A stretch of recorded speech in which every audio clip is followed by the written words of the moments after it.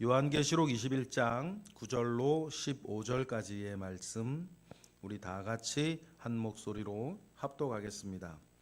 일곱 대접을 가지고 마지막 일곱 재앙을 담은 일곱 천사 중 하나가 나와서 내게 말하여 이르되 이리 오라. 내가 신부 곧 어린 양의 아내를 내게 보이리라 하고 성령으로 나를 데리고 크고 높은 산으로 올라가 하나님께로부터 하늘에서 내려오는 거룩한 성 예루살렘을 보니 하나님의 영광이 있어 그 성의 빛이 지극히 귀한 보석 같고 벽옥과 수정같이 맑더라. 크고 높은 성곽이 있고 12문이 있는데 문에 12천사가 있고 그 문들 위에 이름을 썼으니 이스라엘 자손 12지파의 이름들이라. 동쪽의 세 문, 북쪽의 세 문, 남쪽의 세 문, 서쪽의 세 문이니 이 성의 성곽에는 12기초석이 있고 그 위에는 어린 양의 12사도의 12 이름이 있더라. 내게 말하는 자가 그 성과 그 문들과 성곽을 측량하라고 금 갈대자를 가졌더라. 아멘. 놀라운 본문, 가슴 벅찬 내용들이 이어지고 있습니다. 요한계시록이 말한 바 성도의 인내가 여기 있으니 라고 하였을 때 성도의 인내가 다 차고 믿음의 한 길을 온전히 걸어가 내었을 때에 일어나게 될, 주어지게 될 믿음의 결실, 믿음의 고를 우리에게 보여주고 있습니다. 오늘 본문을 통해서 내가 무엇인가, 내가 누구인가, 내가 무엇이 될 것인가, 이것을 무엇이 되어야 하는가, 이것을 명확하게 알고 보시는 일이 있기를 바랍니다. 나와 나가 모여서 있는 우리가 결국 무엇이고 무엇이 되어야 하는가, 여러분 이건 역시 우리가 꼭 기억하고 살아야 할 것입니다. 이 일을 이루기 위해서 예수님은 처음 오셨습니다. 처음 오셨기 때문에 그걸 초림이라 합니다. 초림이 끝이 아닙니다. 다시 오실 것입니다. 다시 오실 것이기 때문에 재림이라고 합니다. 예수님의 초림과 예수님의 재림 사이에 우리가 살고 있을 때 여러분 그 재림을 기다리는 사람으로서 명확해야 하는 것은 나는 누구이고 우리는 무엇인가, 무엇이 되어야 하는가, 이 사실을 오늘 본문을 통해서 잘 깨닫는 이 시간 되기를 바랍니다. 일곱 시리즈 심판들이 이어지고 있었습니다. 일곱인, 일곱 나팔, 일곱 우레, 일곱 대접, 마지막 일곱 대접 심판이 있었죠. 그 일곱 대접을 가지고 있던 천사 중에 하나가 구절처럼 합니다. 구절처럼 말하죠. 읽어보겠습니다. 시작. 일곱 대접을 가지고 마지막 일곱 재앙을 담은 일곱 천사 중에 하나가 나와서 내게 말하여 이르되 이리 오라. 내가 신부 곧 어린 양의 아내를 내게 보이리라. 이렇게 말을 합니다. 어린 양의 아내를 내가 보일 것이다 라고 이야기를 합니다. 어린 양의 아내, 어린 양이라고 하면 우리가 그 예수 그리스도인 것을 우리가 잘 알고 있습니다. 요한계시록에서도 그렇게 얘기합니다. 예수님의 신부를 내게 보일 것이다 이렇게 얘기를 해요. 그리고는 보여주는 게 사람이 아닙니다. 그죠? 어린 양의 신부를 내가 너에게 보여줄 거다라고 이야기하면서 보여주는 게 사람이 아니고 거룩한 성이라고 예루살렘이라고 불리는 성을 보여준단 말이에요. 그러면 여러분 어린 양의 신부가 단어와 같이 한 여인이 아니라는 것을 알게 되고 신부라고 보여주는 것이 여러분 큰 성이라고 한다면 이것은 우리가 이 크고 거룩한 이 성을 통해서 어린 양의 신부를 소개하는 그 이미지를 우리는 잘 깨달아야 되는 것입니다. 성경은 예수님께서는 여기저기에서 예수님과 교회, 예수님과 한 성도의 관계를 결혼, 이스라엘의 결혼의 이미지, 결혼 풍속으로 설명을 잘 해주셨습니다. 예를 들어 이런 거예요. 내 아버지 집에 거할 곳이 많도다. 그렇지 아니하였으면 너희에게 일렀으리라. 이 이야기도 예수님께서 말씀을 하실 때 이 말씀을 제대로 이해하려면은 이스라엘의 결혼 풍속 코드에서 이야기를 해야 돼요. 내가 너희의 처소를 예비하러 가노니, 이것도 결혼 코드란 말이에요. 그리고 또 그때와 그 시는 아버지만 아신다. 나도 모르고 인자도 모르고 아버지만 아신다. 이것도 결혼 코드에서 말하는 거란 말이에요. 이스라엘의 결혼 풍속이 어떻게 돌아가는 것인지 알지 못하면 이 말들은 이해하기 어려워요. 그런 것처럼 예수님께서 재림하실 때에 교회와 예수님과의 관계를 여러분 성경은 요한계시록은 또 이스라엘의 결혼 코드에서 이야기를 해요. 신랑을 위해서 단장한 신부 같다라고 했던 어제의 표현도 마찬가지입니다. 그러면 여러분 여기에서 말하는 이 신부는 결국 뭘 말하는 거냐면 나중에 예수님의 재림 때에 우리 어제 말씀을 드렸죠. 그 첫 번째 부활과 두 번째 부활 이후에 완성된 교회의 모습을 신부라, 예수의 신부라 그렇게 이야기를 합니다. 그러면 여러분 우리가 지금 살아서 교회 생활하는 것, 살아서 지금 신앙생활하는 여러분 가장 중요한 목표는 뭐냐면 여러분 한 사람 한 사람이 예수 그리스도의 신부로 준비되는 것이고 우리 모두가 이루는 교회가 예수 그리스도의 신부로 준비하는 거예요. 그런데 세상이 말하는 것처럼 이 땅을 사는 동안 뭐 네 행복이 최고라고요? 너를 중심으로 사는 거라고요? 그렇지 않습니다. 이 땅을 사는 우리는 예수 그리스도의 신부로 준비하는 것이에요. 그 목적을 가지고 있어야 되는 겁니다. 세상의 소리에 여러분 속삭이시면 안 돼요. 나를 중심으로 나를 위해 사는 것이 아니라 예수 그리스도의 신부로 되어지는 준비하는 과정과 기회를 우리가 가지고 있다는 사실을 여러분 오늘 이 순간도 오늘 하루의 모든 순간도 우리는 기억하셔야 되고 어떤 일이 있을 때마다 여러분 그 일이 중요하지 않아요. 여러분에게 어떤 중요한 일이 심지어는 중요한 사명이 있다 하더라도 여러분 그게 중요하지 않습니다. 그건 지나가는 일들이에요. 그 모든 일들을 통해서 결국 뭐가 돼야 되는 거예요? 내가 그리스도의 신부로 단장해 나가는 거예요. 준비해 나가는. 이걸 잃어버리면 안 돼요. 이걸 잃어버리면 옛 어르신들 말이 딱 맞죠. 뱀 잡던 막대기처럼 버려지는 거예요. 이거 명심하셔야 돼요. 이 사실을 잃어버리면 세상적인 거든 교회적인 거든 뭐 어떤 일이라도 일만 하고 준비가 되어지지 못하면 뱀 잡던 막대기처럼 버려지는 것 아닙니까? 그러니 우리가 살면서 하는 모든 일들을 통해서 내가 무엇을 이루어 가야 하는지를 여러분 꼭 명심하시기를 바라요. 신부 곧 어린 양의 아내를 내게 보이리라 하고 보여준 것이 10절 아닙니까? 10절 읽어보겠습니다. 시작. 성령으로 나를 데리고 크고 높은 산으로 올라가 하나님께로부터 하늘에서 내려오니 거룩한 성 예루살렘을 보인다. 신부를 보이겠다라고 하고 여자를 한 사람 보여주는 게 아니라 성을 하나 보여주는데 그 성은 예루살렘 성인데 여러분 여기서도 형용사가 중요해요. 거룩한 성 예루살렘이에요. 바벨론 이 세상을 이야기할 때 꼭 붙어 나오던 형용사 있었습니다. 큰 성 바벨론이. 예루살렘을 이야기할 때 말하는 형용사 꼭 붙어 나오는 거 있습니다. 거룩한 성 예루살렘이에요. 여러분 세상은 사람은 명사에 관심을 가지고 살지만 하나님은 형용사에 더 큰 관심이 있다.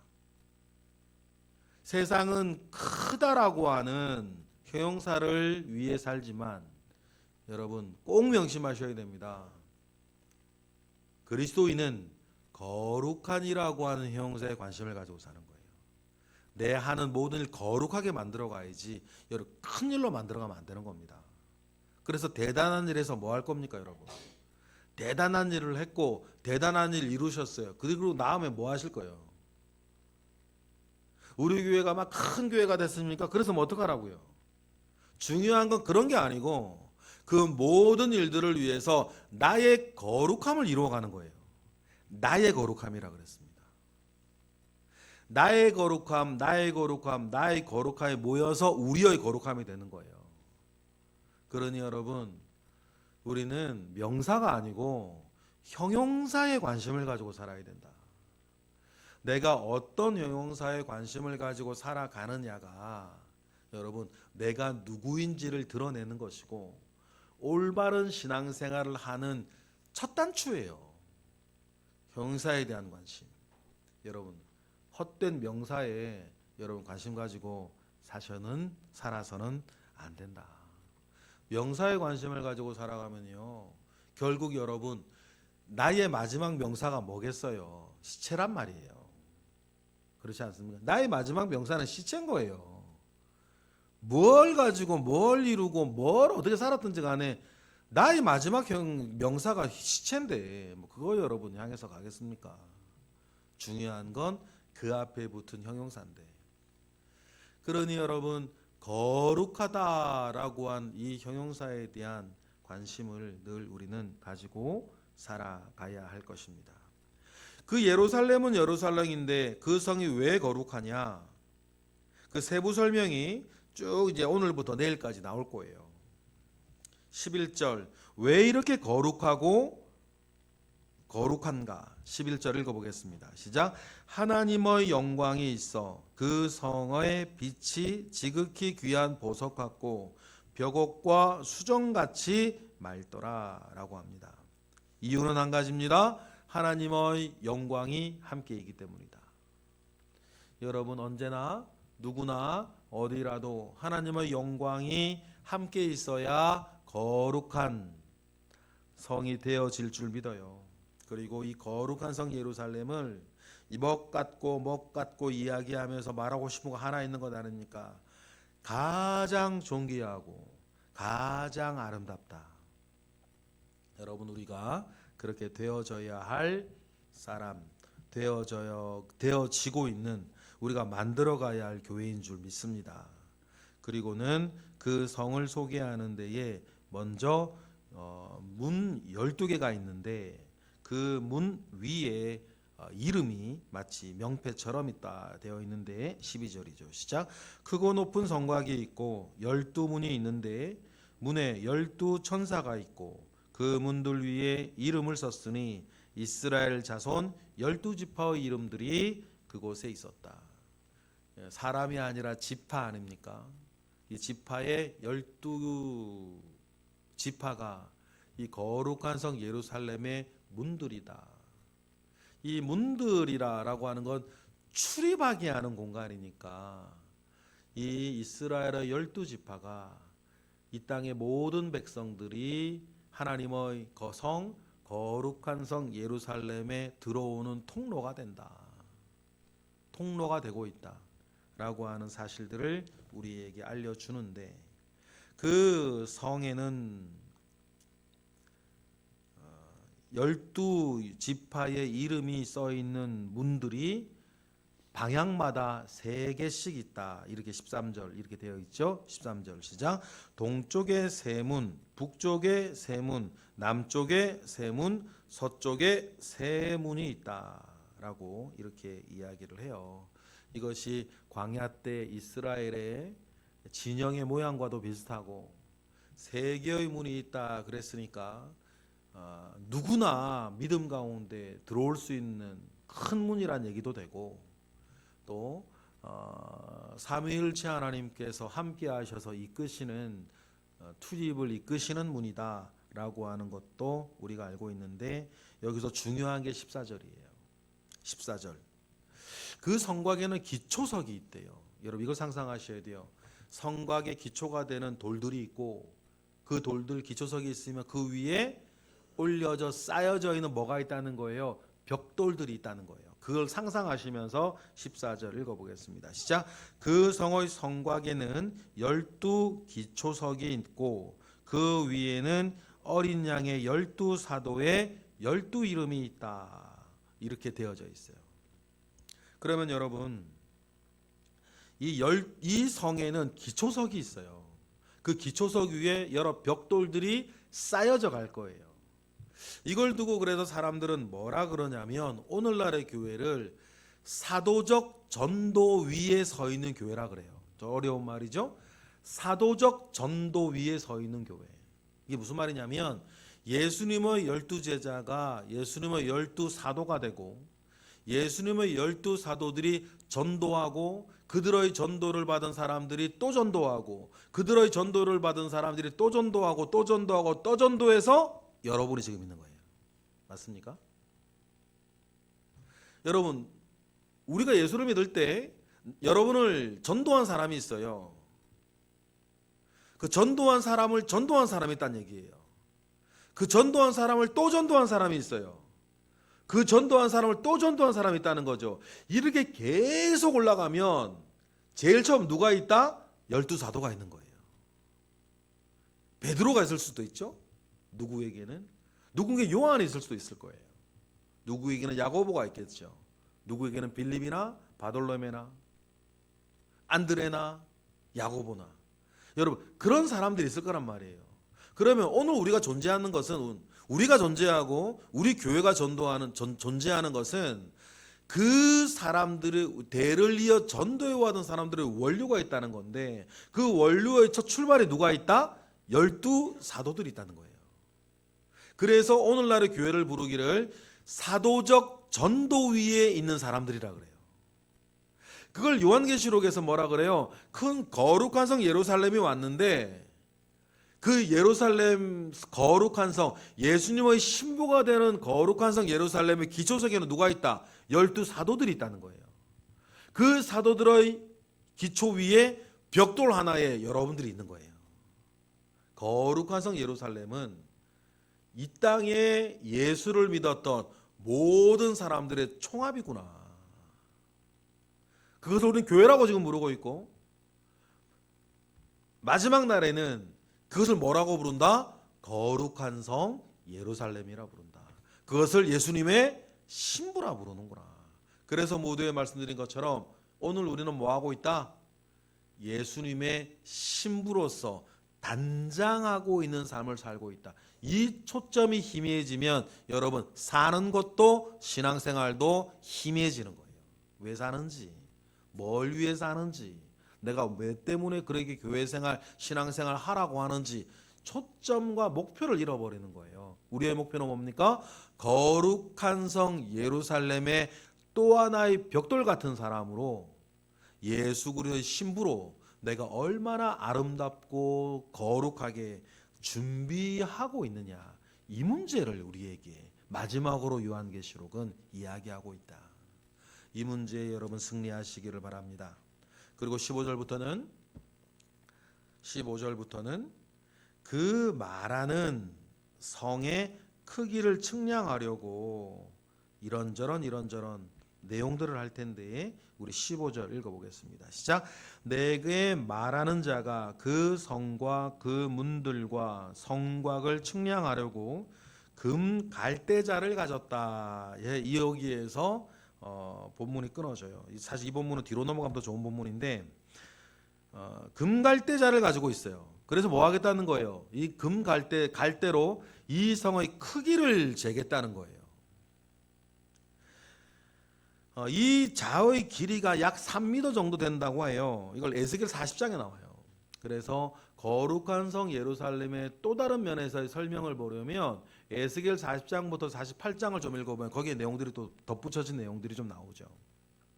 여러분 이 일들을 통해서 여러분 예수님의 신부 거룩한 성 예루살렘이 무엇인가 라고 하는 것을 여러분 우리는 기억을 하고 이것이 우리들 예수 그리스도를 믿는 모든 역사적으로 모든 사람들의 총체라고 하는 것을 여러분 우리는 기억을 하고 그 속에 벽돌 하나로서 여러분들이 존재하고 우리 교회도 존재하니 거룩한 성 예루살렘으로서의 준비, 그 성에 합당한 사람으로서 신부로서의 준비를 오늘 우리는 여기서 하고 있다라는 것을 여러분 꼭 기억을 하시고 앞으로 우리가 살아가고 신앙생활할 때 이 마지막 골을 여러분 우리는 명심하고 잃지 않고 살아가야 우리가 목적이 있는 삶을 우리는 살아갈 수 있다라고 하는 것을 기억하시기를 바랍니다. 이 일에 승리하시는 저와 여러분 되시기를 부탁합니다. 기도하겠습니다. 하나님 감사합니다. 크신 은혜 가운데에 우리와 함께 하옵소서. 하나님 아버지로부터 말미암아 오는 선한 은혜와 능력이 늘 우리 가운데 있게 하옵소서. 하나님 아버지의 크신 역사 속에 우리가 어떻게 되어져야 가야 할 것인지 알게 하셨으니 이 목적을 분명히 하고 오늘의 삶을 살아가게 하옵소서. 1000번째 예물 드리는 손길 있습니다. 성탄 감사 예물 드리는 손길도 있습니다. 늘 드리고자 하는 손길 위에 주님 함께 하옵소서. 예수 그리스도의 이름으로 기도드렸나이다.